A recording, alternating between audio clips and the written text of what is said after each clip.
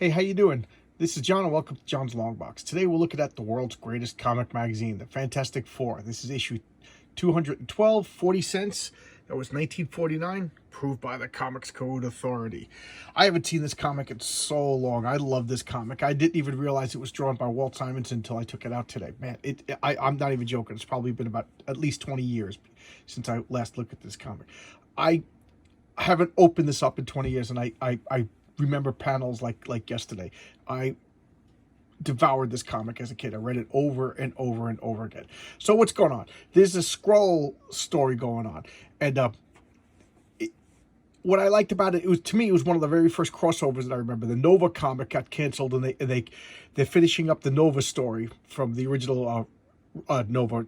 That was canceled in 25. They brought him in here, and it's a start. There's a battle at the Skrulls. They go to planet Xandar. They meet Galactus.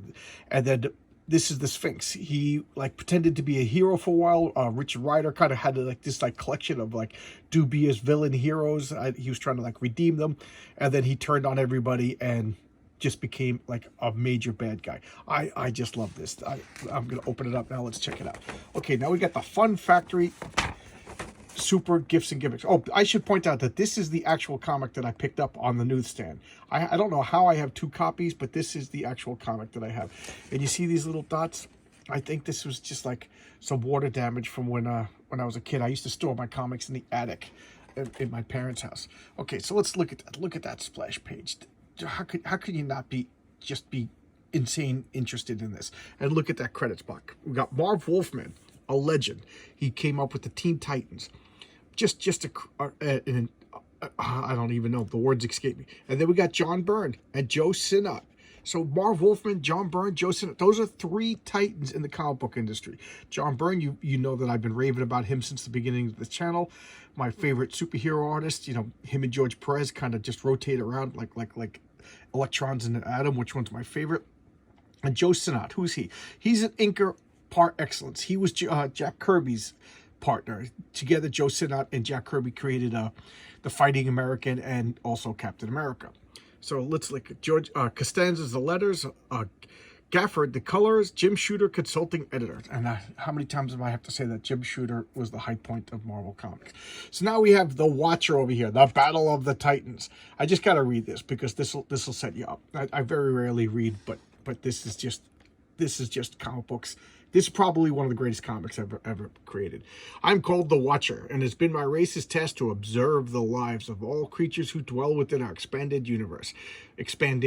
Thus, hear me now, citizens of Earth. Tonight, your troubled world shall become a war-torn backdrop to an already predestined struggle, the Battle of the Titans. He's addressing us. He's breaking the fourth wall. He's doing it before She-Hulk. He's doing it before Deadpool. So here we have Terrax over here. And here we have the Sphinx. I don't know why. I've always loved the Sphinx. Purple and green. I always say that purple and green is characters that are purple and green are always destructive. I used to say evil, but then I realized the Hulk's not evil, and he's the most purple and green character we know. But if you're purple and green, that's just destruction colors. So here we have Uatu. He's explaining to us. He's explaining to me and you what's going on.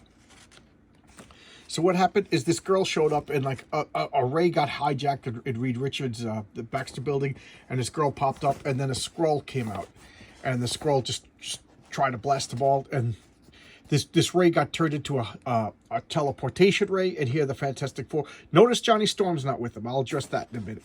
And they go to Xandar. What is Xandar? If you've seen the Marvel Universe movies, Xandar was one of the planets they went to.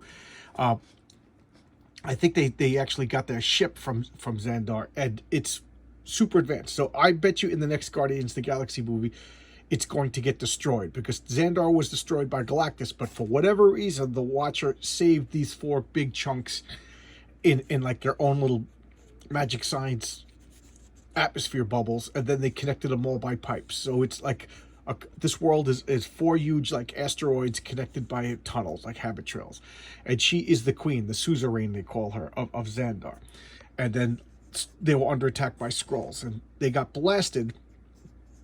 You know, I just always find this funny because they shot them with these rays, and they could have just used regular guns and killed them all, but they didn't. They shot them with this gun that it put like a pellet in each of them. And what that pellet did is it increased their metabolism. So the Fantastic Four are aging at an accelerated rate. So they're dying. And I remember as a kid, that scared me. Because watching Ben Grimm get old, it hurt my feelings. I love Ben Grimm. So here we have Nova. Like I said, they're continuing the story of going on in Nova. So, and this is Powerhouse.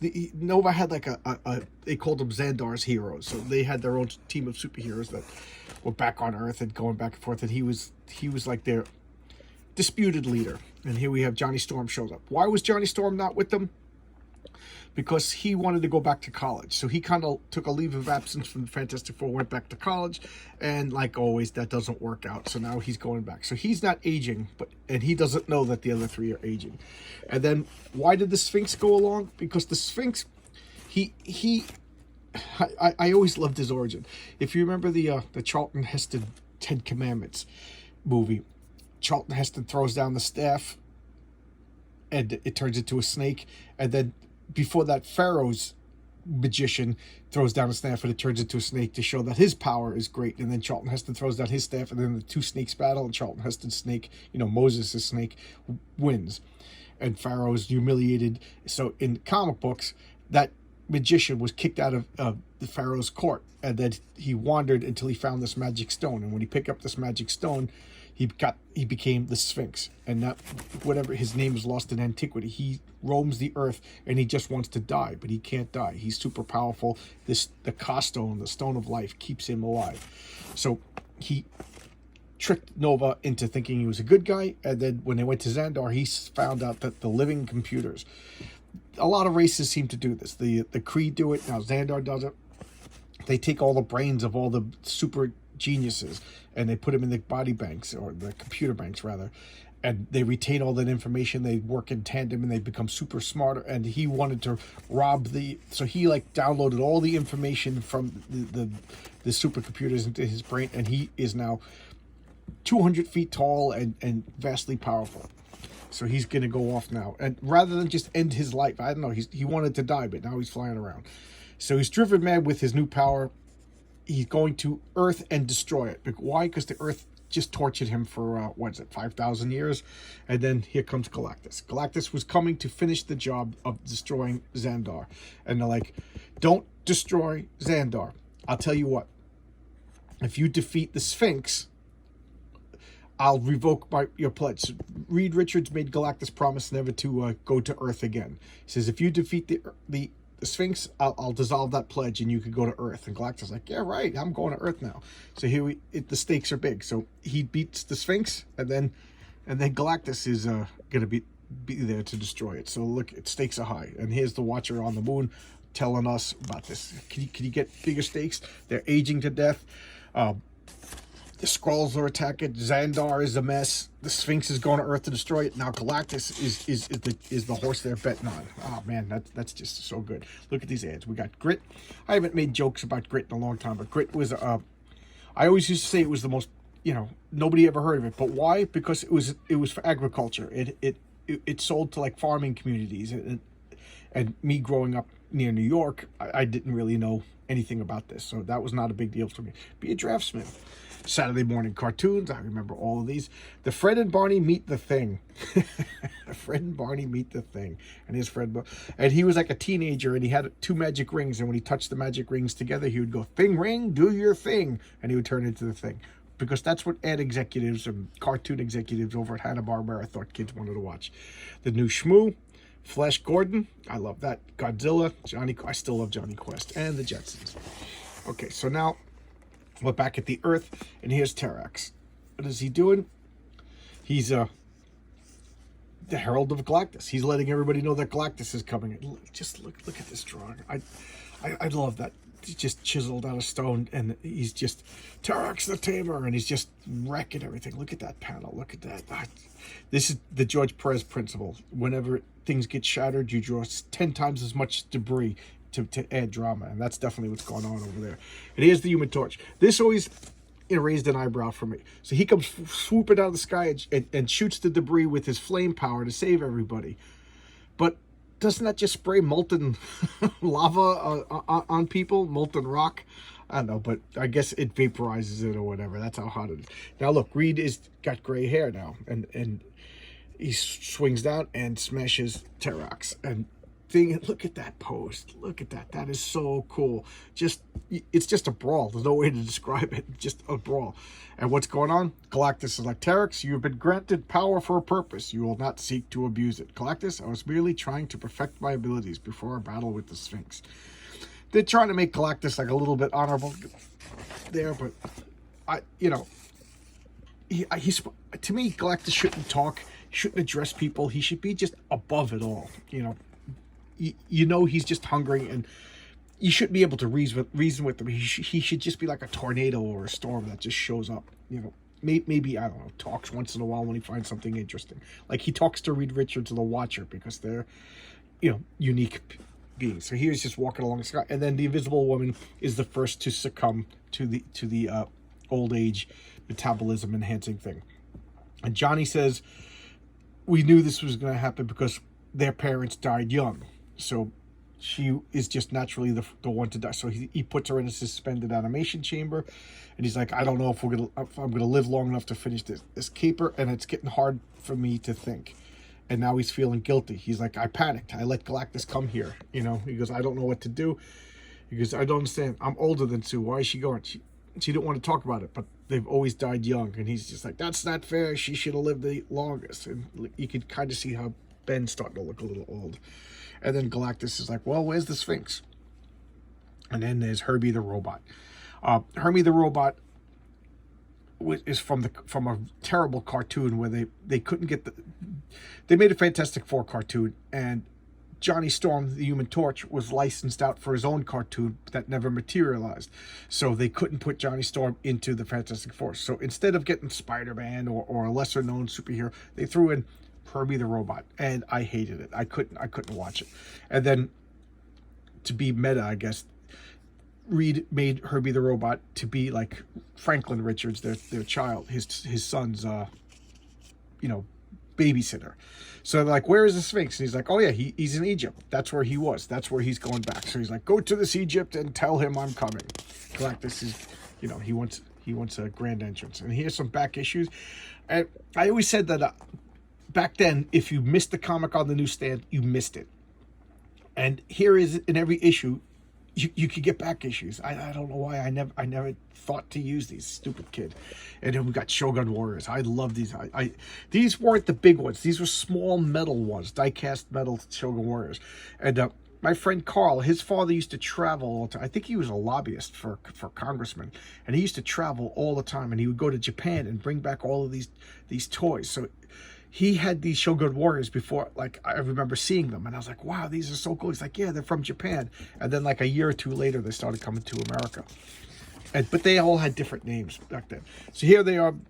Galactus is telekinetically pulling them, and this is pretty cool. This piece of machinery starts warping, and it's the Skrull. This Skrull was the one that followed the suzerain, I forget her name, from the teleport to kill her, and he's the one that shot her. And then Reed hits him with a blaster, and then he crawled off. He worked on himself because he's partly cybernetic, I don't know. And now he's just lurking in the background. He was left behind. He was supposed to be like a lone assassin who was expendable, and Reed overlooked him. He thought he was dead, but he faked it because they're Skrulls. I guess he could put a fake heartbeat or whatever. That would be pretty cool power. And now he's like, aha, I got Susan Storm over here in a suspended enemy. I'm just going to kill her. And ta-da, we cut. So here we have the Sphinx right by the pyramid. And he's just like, all the memories. And now, I don't know if this is the first time, but this is the first time to me he goes through his origin. He has Moses coming to Pharaoh, and he's, his court magician makes the snake, and then Moses makes his snake that beats him, and then he was cast out. Ramses casts him out into the sand, and of course there's storms. He finds this temple that he can never find ever again. He puts on this tiara with this stone, and boom, he becomes this Sphinx, doomed to live. And he goes through Roman times, Viking times, the great age of exploration, and he wants to die. So he's trying to kill himself. and he goes to this Himalayan temple where he meets Sage, a character that I don't know, should be showing up in Marvel again, but I've never seen him since this. And Sage just tell him, you can't die. You'll never die, you know. And he's like, blast you, you can't kill me because I'm the truth, and the truth can never be killed. Look at these dog ears. I hate that. That drives me nuts. And this gum fighting bubble yum ad. I said this before in another video that I had an irrational hatred of this ad. I still do. I don't know why. It's just crazy. So now he's contemplating the nature of the universe. Like, he joined Nova, and what was that? The Red Raven, Powerhouse, Diamond Head, and they were like villains that I don't know. It's like one of the lesser known not abilities, but like characteristics. Like, he trusted people, and he turned like all these bad guys into good guys just by being a good, nice guy. You know, it's something that they don't really play up anymore. Whenever you see him, he's like always the hothead. And then through Nova and through their memories, he found out about Xandar and the living computer banks, and now he absorbed it all, and now he's ready to kill everybody. He's going to destroy the Earth. And now we got Stan Lee's Hawking Comics. Baseball cards. This is pretty cool. You sent them your information, and they made you into a baseball card. That would be pretty cool if, you know, collected baseball cards. And this I've always loved. I got to pull out for this double-page spread. He's restoring modern-day Egypt into the glory of classical Egypt. Pyramids with the... I don't know if you know this, but the pyramids that we see today, they used to be coated in marble. So they were gleaming white that would reflect in the sun, and they were bright. And then the very tip top was coated in gold, but it got stripped down by plunderers. I don't know when.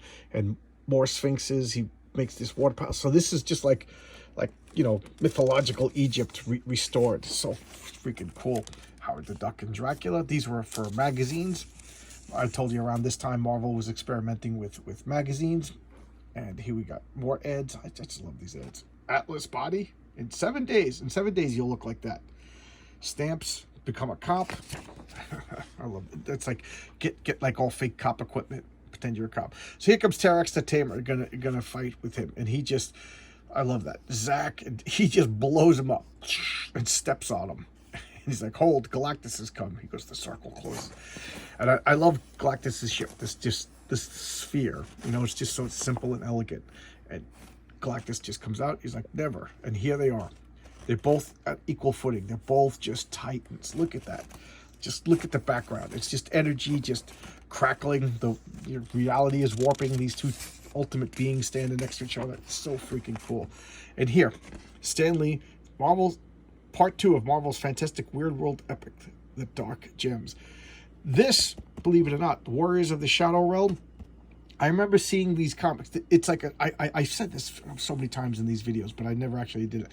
I got to collect all of these. They were scattered around in like various comics, like Marvel Presents and Marvel Premiere, and it was supposedly like a fantasy story. And well, not supposedly, it was a fantasy story with elves and trolls and goblins and things like that. And it was heavily inspired by Lord of the Rings, especially the Ralph Bakshi cartoon, which I just bought this. I'm going to hang this up. This is a tin of the original cartoon of Lord of the Rings. I know it's bad, but I still have fond memories of it. So I saw this first, and I read it scattered, so I don't really remember it. I mean, I remember it, but I don't remember the story because I read issues out of order. So I got to get these all in the right order. But I learned about this, and from this, another friend said, oh, that's just a ripoff of Lord of the Rings. And that's how I heard about Lord of the Rings, which I love till this day. I've been reading Lord of the Rings even today. You know, the articles about Lord of the Rings. I just love Lord of the Rings. I'm always tempted to make videos about, like, lore of Lord of the Rings, but whatever. There's a comic book channel. So this is what started it all. And here's Professor Sneer. You know, this is why Captain Marvel, the original one, is so revered, because he uses Twinkies to defeat enemies, not fruit pies, which are horrible. So now we have Terex the Tamer. He's all embarrassed that he got beaten by the Sphinx and comes back, and he's going to finish off the Fantastic Four. Dun, dun, dun. You know, and Reed is getting so older by the minute. He's like getting forgetful and clumsy. And look at Ben. You could just see he's like getting a little bit older.